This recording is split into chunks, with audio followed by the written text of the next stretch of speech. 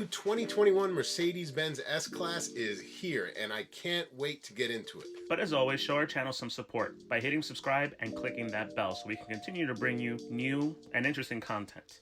And with that, as always, let's go.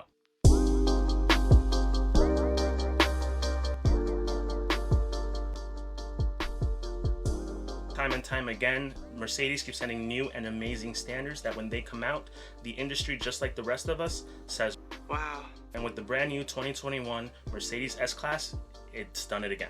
Its brand new design is very reminiscent of the past, but they've stepped it into the future. The front of this car is classic Mercedes-Benz, right from the TriStar emblem to the classic big honking Mercedes grille, but it's clear what you're driving when it's coming down the road. What they've done a fantastic job with is smoothing out the rest of the bits on the front. Brought the headlights in a little slimmer to make them look a little bit modern, but there is a 3D effect in the lighting which just looks fantastic. This car has gone a little bit more sporty even in their base models. Yes, we're talking not even AMG, but they look amazing, and I think they're doing the right thing because this is where they start to appeal to a broader audience. Now with the lighting, Mercedes also gives you interesting options. You can have the multiple LED diodes in your headlight, or you can go all digital. It only uses 3 LED lights, but then they get refracted and adjusted across 1.3 million little tiny mirrors. Mercedes takes it another step further, though, using satellite, of course, and GPS positioning. It actually goes and directs the lights up or down so you don't blind oncoming traffic. Coming around to the side of the S-Class, it looks like a 4-door Grand Coupe, even though it's not. It's a full-size luxury sedan. The side profile of this car is actually something that impresses me the most. It's evidently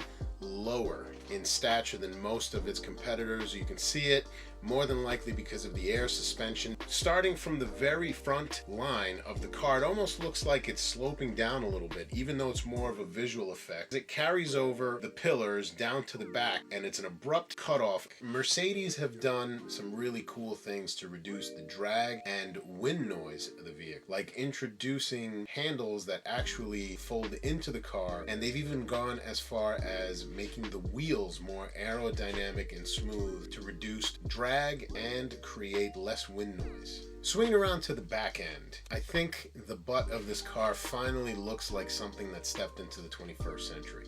No longer do we have these round top-down taillights. We have these beautifully laid out horizontal, bit of a triangle, but there's a little bit of the 3D effect going on in how they built out these lights. The incredibly spacious interior in the S-Class is second to none. Nobody does interiors like Mercedes. From the dripping leather laid out fabric on the seats to the lighting, it's always been world class, but I really feel like they've stepped it up even a notch. You can get the S-Class in a myriad of different lengths. There's the short wheelbase length and of course the long wheelbase length. But what that means is that you can outfit it with either rear bench seats, or you can even option it up to the long wheelbase with a very first class like cabin. So it being a Mercedes, we know that these seats are obviously going to be comfortable and plush, and they're going to cool and heat you. But they also brought a lot of technology into this as well by giving you vibration pads. These pads excite the rider or the passenger by vibrating into the bass of the music that you're listening to, making that as immersive as everything else in the car. For a weekend. Also a new layout for the center stack, to which they've removed pretty much all of the buttons that the driver had to deal with and replaced it with a sleek new design. They removed the 2 horizontal screen setup that they had in previous gens, and they changed it to that one panel down the center that's just a waterfall 12.3-inch screen. Now it's a flat screen and everything has gone digital, but how you interface with those buttons, you're going to get the haptic feedback like what you get in your phones today. So although it's just a piece of glass, it still feels like an actual button that you're pressing. Well, what's also interesting about the placement of the screen is what they had to do in order to make that work. Gone are the circular, reminiscent retro vents that Mercedes had in their S-Classes for at least the last 2 generations, and these new, sleek and slim rectangular vents are placed right above the screen to make it all work. Some might say they look out of place, but I actually think it looks pretty slick. What I consider one of the cooler features of the interior, the moment you get in, you actually log into this thing, right? It has different ways that you can actually gain access to that car and load up your profiles. That's going to be either with a standard access pin, be that your ATM number or your birth date if you are not so security inclined, However, it also brings in the biometrics, so you can actually swipe your finger on the screen and it'll recognize you. It can recognize you with a camera, so it does the visual recognition, or voice recognition. You talk to this thing, and in effect, the way what we've seen on screen is just says, "Hey Mercedes, how may I help you?"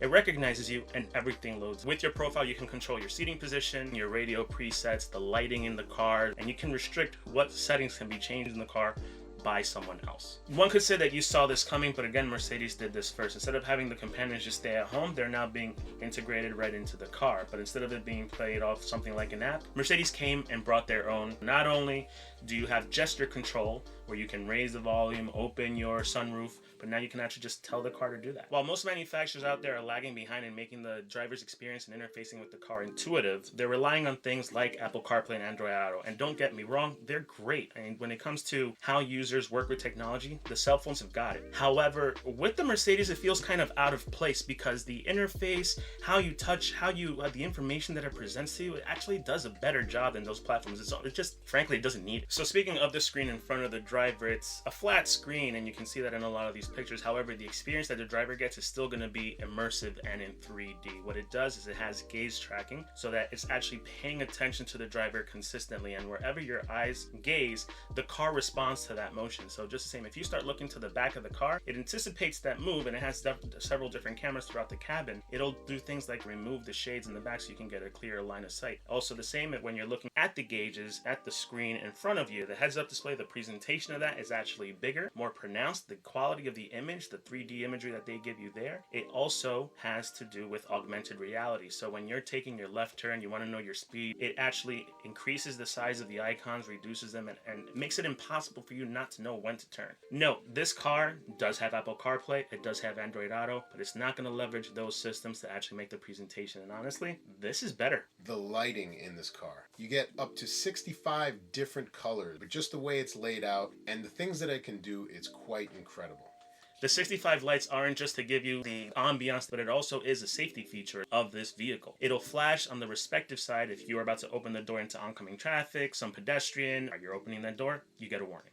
Additional safety options include rear passenger airbags. That's right, rear passengers are afforded the same protection as the front drivers in a frontal collision. Another additional option is the pre-safe impulse side impact system, which raises the car 8 centimeters in order to divert the energy of an oncoming side collision into the floor of the vehicle to divert the crash energy away from the rear passenger. More often than not, you're being driven in this car as opposed to being the driver. In the back seat, you get the tablets like you've seen in a lot of other brands these days. However, these tablets are integrated and detachable, but they let you control the same stuff as you have at the front of the car, while also giving you the ability to browse the internet and jump on platforms like YouTube, where you keep watching things like Flat 6 Media. All the executives are doing it. That's how popular we are. We just keep growing. So just hit subscribe and ring that bell, because that's where things are going. This car also has stage 3 autonomous driving and does things like accelerate, brake, lane keep, and switch lanes all by itself. So while driving impressions, we're not trying to give you that right now, and it's all about technology. And look, the really cool technology here is with its maneuverability. Look at this.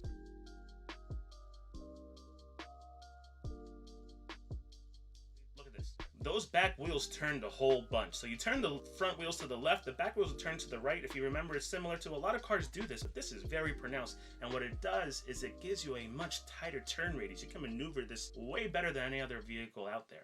Mercedes continues to hit the mark with the 2021 S-Class. Amongst the competition, it continues to maintain its opulent spot at the top, leaving its rivals with some homework. S-Class releases are always special because Mercedes delivers on the finish and the feeling of splendor. The look, the styling, and the experience puts the new S-Class right at the top where it should be. The standards that Mercedes sets with the S-Class, however, help change the industry. The way it incorporates the ability to communicate with the car, to interface with the vehicle, the power that it puts to the ground, the safety features that it brings is bar none. And what we'll see is other brands come back and mimic and try to improve on what the Mercedes has done with the S-Class. Also note that with that comes a significant price point, with the anticipation being that this car will be starting at about $95,000 plus. It's already a heavyweight from a monetary perspective when compared to its rivals. But what it brings to the table in the way that it executes and the way that you can leverage the technology, like the heads-up display, user interface, the comfort in seating, things like exciters, the safety features. These are all things that Mercedes has clearly put the time and effort in perfecting. They've done it now, and they will continue to do it in the future. This car, if you can afford it, is a solid vehicle.